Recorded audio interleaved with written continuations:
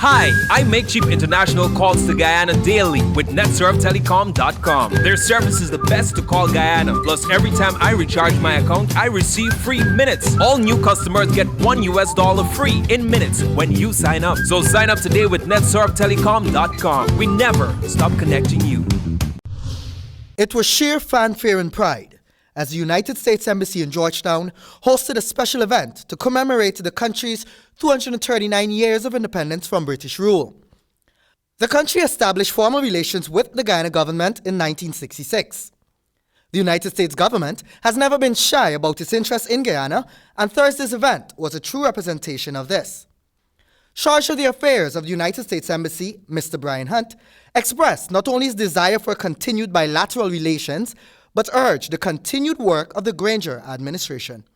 While here, President Granger and Prime Minister Nagamutu have eloquently called for national unity and stressed the need for social and ethnic inclusion, while simultaneously demonstrating through their multi-ethnic coalition government that political cooperation in the national interest is possible.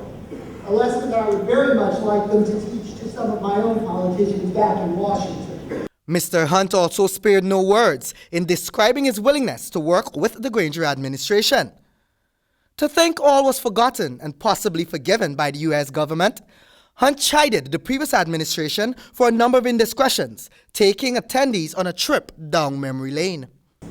Right now, about a year ago, the former Guyanese education minister was delivering her infamous feral blast to a former ambassador Clark, based on his supposedly radical demand for local government elections. Tonight, I can confidently pledge American support to President Granger and Prime Minister Nagamutu as their government prepares to hold local government elections. The event turned out the creme de la creme of Guyanese society, who seemed quite content with the fine style and glitz exhibited by the U.S. Embassy.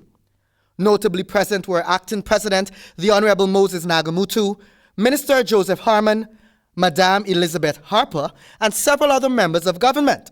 The diplomatic corps was also in attendance, and General Secretary of the PPPC, Clement Roe, was also spotted heading for the door as Mr. Hunt reminisced on past feral blast. Mr. Nagamutu, in his toast to the nation, thanked the government of the United States and promised no more attacks on serving diplomats. There will be no more feral blasts on any occasion.